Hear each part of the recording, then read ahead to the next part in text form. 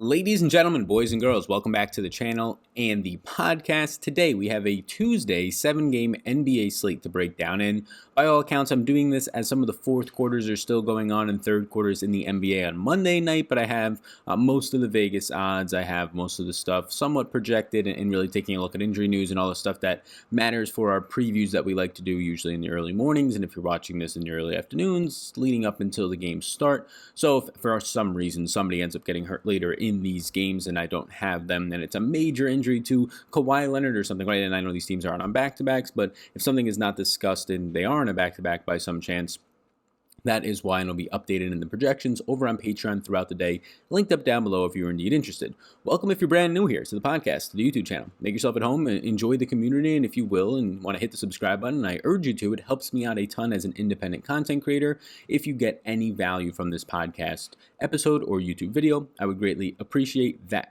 But without further ado, let's get into this video, and we'll start with the injury news for this 7-game Tuesday slate. I love it. We get the 6, the 8, the 7, the 9, the 6. That's what we're getting like the next week of slate sizes. So starting in Boston, the main injury news here is that Kemba Walker has already been ruled out. And the biggest thing that you're going to get is just Jason Tatum playing probably the best 3 or 4 game stretch of basketball, a lot of that with Kemba being out, of maybe his career at this point, looking like the deserving all-star that he was this past year. And you're getting Tatum with Kemba Walker off the court in a sample size of 779 minutes for Tatum this season, 32% usage rate. Jaylen Brown is number 2 on the team with a 26.7% usage rate in 616 minutes of play.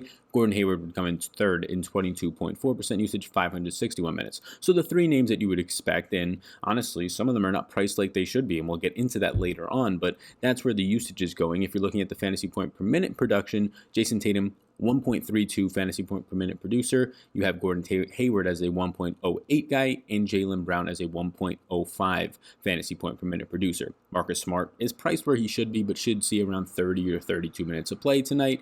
Marcus Smart will be around a 1.03 fantasy point per minute producer. So huge impacts for those guys. Brad Wanamaker might see some minutes off the bench, but still below a 0.8 fantasy point per minute guy. Not really anything I want to get to all that much. Chicago continues to be banged up in their backcourt, but now, or front court, now you don't have Wendell Carter Jr. just doubtful or out. He's actually listed as questionable with an ankle. Maybe we finally see him, and they can use it. Splitting up 45 to 48 minutes, 45 in the last game, 48 is what you would expect out of the center position. Most nights from Cristiano Felicio and Daniel Gafford has not seemed to go all that well. Now Gafford coming back from an injury, and we know neither of these players are perennial all-stars or anything, but has not gone all that well at all.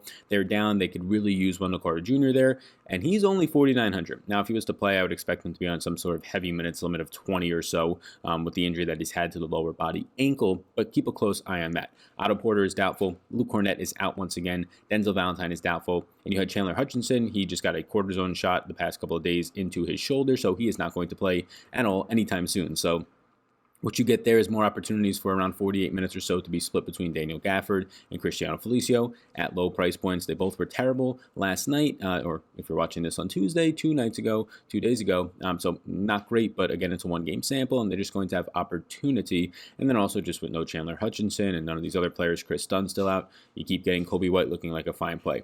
Jack Harrison should play 20 minutes if that's your cup of tea. So Chicago, once again, a mess of a team. In Detroit, Bruce Brown is questionable with the knee. We actually got to see Derrick Rose play 28 minutes. I feel pretty good projecting him at 28 to 30 minutes for this game tonight. So with that said, I think Derrick Rose looks interesting. He looks even better if Bruce Brown is out. If Bruce Brown was to miss, it would make Langston Galloway look a lot better as well. Golden State, Andrew Wiggins officially was ruled uncertain, but then he got upgraded to probable, so he should return at 7,800. Marquise Chris and Draymond Green are both questionable. If Draymond was to miss, you probably get another nice spot for Eric Pascal. Maybe he could actually deliver this time, and then you would get some more Kevon Looney upside in minutes. Allen Smiley will leave it out as well if Marquise Chris was to miss. In Indiana, lots of injury news here for really their guards and their backcourt. So Jeremy Lamb is going to be out for the season. If you watch the game, it was similar to, they're calling it, the recovery will be similar to an ACL recovery, but it's not an ACL injury, but it is knee surgery. He's going to miss the rest of the season, but he made both of his free throws after that happening. So pretty cool moment there, at least for him. But now he's out for the season. You get no Victor Oladipo is uncertain, so we'll call him questionable with a back injury. I'm going to at least project him to miss this one. And Edmund Sumner, who missed the past game, questionable with a hip. Sumner should play somewhere in the mid-teens if Oladipo is out, especially with Lamb being out. But just because Jeremy Lamb is out, and if I'm going to expect Oladipo to be out, you're going to, one, get increase in bigger minutes in probably the mid-30s for Malcolm Brogdon, 34, 35. But you're going to get even more minutes for Aaron Holiday, who started the last game. TJ McConnell honestly should push the upper 20s for somebody like Holiday, maybe even McConnell as well. For Brooklyn and Milwaukee, Brook Lopez missed on Monday night. So now in the second night of a back-to-back, we'll see if he misses again or if Robin Lopez and Marvin Williams are going to split the center duties for a game that went into overtime. But he's going to be deemed, at least right now, while I record this, questionable with a back injury. Marcus Gasol going to miss again, and Serge Ibaka is just too cheap in the mid-6K range. He's going to play 30 to 32 minutes. And then finally for Toronto, Patrick McCall is questionable with an illness. We're going to skip the target offense sheet since only about half of these totals or so, if that, are out right now. But I'll go right into the early interests. And the last thing actually I'll call out before we get into it, Damian Lillard, for those of you who have not been paying attention, he is also going to be out. So just keep a close eye on that. You just saw a 70-plus point performance from CJ McCollum his last time out. In the 2 games without Lillard, McCollum's dropped 50 and 70-plus, and now he's still only 9K on DraftKings, but with no Damian Lillard on the court this season, almost 600-minute sample size for CJ McCollum. He has a 31.5% usage rate. Carmelo Anthony in over 400 minutes has a 26.4% usage rate. Those are the 2 highest on the team. Point per minute production is McCollum. It has now risen from 1.2 2 games ago, to now 1.27. Hassan Whiteside's at 1.15. Carmelo Anthony at 0.99. So those are the 3 main pieces that you want to look at. Anthony Simons is actually a 0.88 guy in 616 minutes with Lillard off the court. So although he hasn't been producing as much, if he gets the minutes, he is somebody to keep an eye on, as well as still in the 3K range. So as always, I have right here 20 players listed on the sheet for the Tuesday 7-game slate. If you are indeed right now still here and still watching, I will let you know that I do have projections for the NBA every single day. Every single day we have done the projections so far this NBA season. Every single day except for just one day they were not updated up until lock.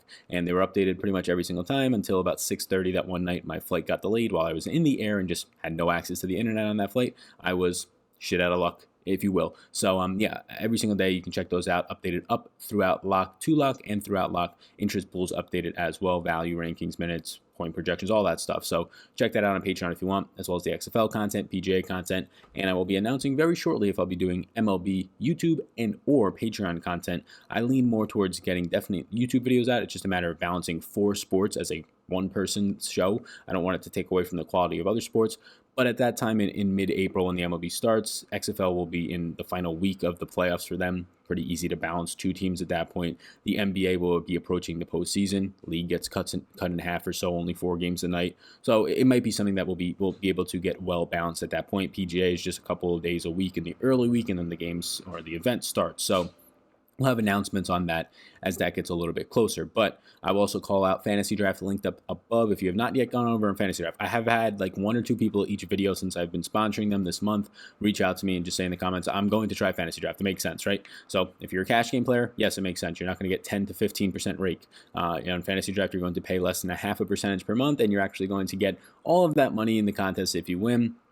They don't have as many contests or any higher prize pool contests because they're still growing, right? They're one of the smaller companies. They're trying to get an edge by using a rake-free format. But I would urge you to check out Fantasy Draft. It is if you are somebody who plays lower stakes, if you are somebody who actually cares about tracking the ROI of their bankrolls and wants a better shot at winning money and upside. Yeah, Fantasy Draft is probably the spot for you. They're linked up down below their NBA lobby. You can check them out down there. So 20 players in this list. It's completely different than last night. Last night, you had every single player on the slate looked fantastic because they were all underpriced, and everybody above $8,500 from Bam Adebayo all the way up to Giannis, and didn't even get saved by overtime, but all the way up to all those guys. Harden, obviously, as once Russell Westbrook gets scratched, everybody looked fantastic. Tonight, you got Giannis again, so there's that, coming off of an overtime game.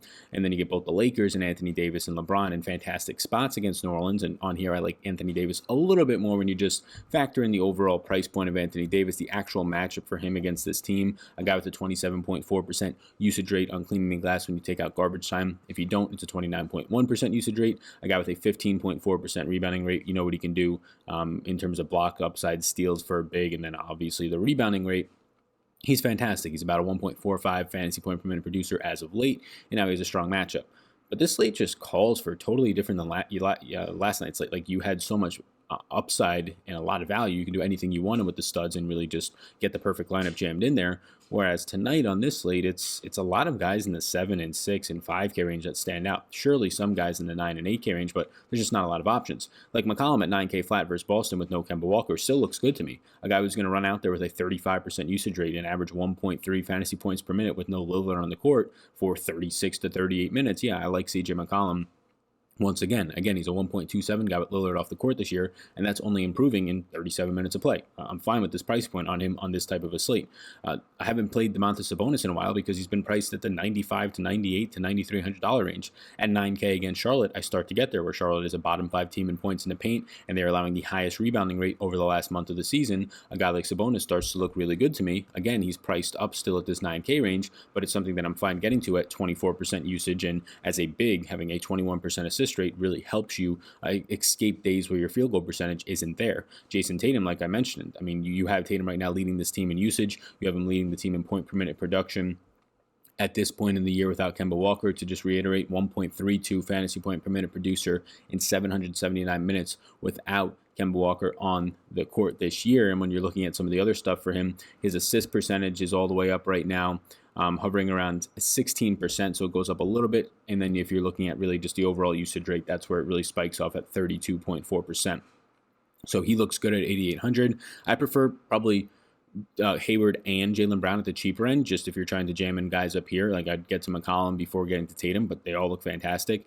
Getting to this next range, I'll kind of gloss over Pascal Siakam, but just know he'll be in a player pool for me. Kyle Lowry, the minutes are jumping up and down, 32, 35, 37. If you get 34 to 35 out of him in this matchup, it's going to look good. A 1.1 guy this season. De'Aaron Fox, again, it's a broken record with me every single time. I project him for 34 minutes. He looks fantastic in a matchup against Golden State where the pace should be up. The defensive matchup should be absolutely fantastic for De'Aaron Fox. And then you're getting this guy. As of right now, currently his shot chart is something that I love to see. So he's not shooting a ton from three. He never has. He's not a three-point shooter. He shoots 18% of his shots from three. He shoots 44% of his shots at the basket, top 10 percentile for all guards in the league. That's great because you're obviously finishing at the basket with a higher percentile shot. 44% of his shots come at the rim. 30% of his shots come short mid-range. So not the mid-range that you're thinking of by the elbow, short, like in between that and the basket. So he's getting high percentage shots that are just going to go in and be more productive 74% of the time when he's out there for 34 minutes. When you factor in the upside of his overall usage being right now 33% and his assist percentage 35%, you get a ton of assists and a ton of high upside shots at a price tag of $7,600. It's too cheap. Gordon Hayward should be about a 1.1 fantasy point per minute producer. Should see his usage rate and also his assist percentage hover in the mid-20s now with no Kemba on the court. Christian Wood, 7,300, has been playing off the bench. It has not mattered at all for Christian Wood, who continues to see 30-plus minutes because of there's no Marcus Morris there now, so they just have to fill minutes at this point. They really don't like giving Sekou Demboye 30-plus minutes because he's just not that productive. Christian Wood at this point being a 20% usage guy playing off the bench, and his point per minute production now above 1.3 with all of these other guys off the court. You love to see it. 53% of his shot attempts are coming at the rim, and he actually does shoot a quarter of his shots from three-point range, so that does give him some upside there. Brandon Ingram's just been stuck at the $6,800 price tag. Last time out, Zion has the big game. He scores 33 fantasy points. Ingram doesn't burn you. He pretty much hits value at that point, but the games before that, there was foul trouble and he got injured. So it's looking like he's not supposed to play 34 or 35 minutes a night when I think he's pretty much set in for 33 to 34 to 35 minutes a night at this point. The matchup is tougher versus the former team for him, the Lakers, but it's still just a great price point. You get a fantastic matchup, even if Wendell Carter Jr. is in for a limited run for Steven Adams, who when he's playing 30 minutes, even 28, he's been highly effective over the last month. What looks to be probably the best play in the entire slate as of right now for me is $6,600 Jaylen Brown. Hard to just get over the fact that this is a guy going to average around 26% usage with no Kemba, over a fantasy point per minute production, and he's going to play 33 plus minutes in this game. Yeah, the matchup against Portland is also favorable, right? No Damian Lillard against them, although not an elite defender by any means, but it's really, really a nice spot for Jaylen Brown, who honestly should be $500 to $1,000 more expensive at this point, in my opinion. Next up, Serge Ibaka, 1.1 fantasy point per minute guy. Like him at center. Thad Young's just a fine option, and Carmelo is a guy who's just too cheap still. They bump up all the other guys, and Carmelo slowly gets the bump. He's 6K, sure, he's a fantasy .99 right now, fantasy point per minute producer with no Lillard on the court. He's a guy who on the season has not been that great over the last month of the season, and it's just really just vintage Carmelo at this point. It's a gross shot chart. You're shooting 26% at the rim, 26% from three-point range. Okay, those are the highest effective shots, but only half of your shots are being effective because the other 50% of your shots are in the mid-range. 47% of your shots are in mid-range right now, and 25% of those shots are coming from a long mid-range. So instead of stepping back and taking a three or driving, you're getting the worst possible shot, a long mid-range jumper. That's been his game his whole career, though he hasn't evolved with the game, although he's gotten older with it. So Carmelo, though, in this situation, looks fine in the matchup. Damian Lee at 5,600 has a ceiling, surely. You've seen Kobe White ceiling the last 2 times out in the 40-point range, and then the past one at 45-plus fantasy points. Fine matchup versus OKC for his skill set of just hitting the 3-ball at 5,600. If there's ownership on it, you can run away with the price point going up. If there's not, or if it's average ownership, I think it's fine to get to. Derrick Rose played 28 minutes. He didn't do well, but at 5,600, he's going to project for around a 1.3 fantasy point per minute producer for me. So yes, I'm going to be absolutely fine getting to Derrick Rose. I'm not too worried about his one bad game. Daniel Theis at 4,900 against Portland. It's an okay spot. Project him for around 26 minutes, and he'll look good, but there's no reason you can't give him 28. PJ Washington should see 30 minutes of play. Tough matchup versus Indiana is my concern if he ends up being chalky. Juan Toscano Anderson has now played big minutes in back-to-back games and has had 2 very good games for Golden State. Now, he's not going to be the same effect as a small forward, power forward, and should not see as much run if you get Chris back, and namely if you get Draymond Green back, but should still be a guy to at least look at if he's not garnering ownership. And finally, if Wendell Carter was not to return, I think Daniel Theis and Cristiano Felicio should both see somewhere around 22-plus minutes. Maybe they split 24 evenly. Gafford only played 22 in the last one, but he picked up 5 personal fouls, probably on pace to play around 26 minutes. So I think Gafford's the Chicago center if there's no Wendell Carter that I would choose in this one at just $3,600. I appreciate you all tuning into this video. That is 21 players of interest of mine so far. On a 7-game slate, I'll have about 50 to 55 in a player pool, depending on how much value I seek out. You can find that value and that type of player pool, as well as my projections, all over on Patreon, linked up down below. You can also click the little eye above the information, pop out a little quarter bar, sidebar, whatever it is, and then you can see Patreon linked up there. Also check out Fantasy Draft. I'll link up their NBA contests down below in the description. My favorite is usually their 30,000 pick and roll contest. It is called. It is 2x min cash. Then you also have a 13% to first. It's a very nice balanced payout structure, and again, no rake. So check all that out. Follow me on Twitter as well for content updates, as well as key statistics and things that I think are very interesting and important to know. I'll post them over there. So thank you so much. Appreciate it. Hit the subscribe button before you leave over on the podcast and the YouTube channel. My name's Sal. You already know that. Peace out, gang. Thanks for tuning in, and I hope you enjoyed that video. Above my head, if you're not already subscribed to this channel, I do ask you if you can please hit that subscribe button. It helps me out a good amount to reach more people. You can also follow me on Twitter. That's over there. Right in the corner is my @SalVetriDFS Twitter. And then above, you'll find my Patreon link. You can click on that if you want more exclusive content for me. Or a video is going to pop up, so why don't you check that one out as well. I think it's going to be beneficial for you. Thank you so much again for tuning in, and I hope you have a fantastic rest of your day.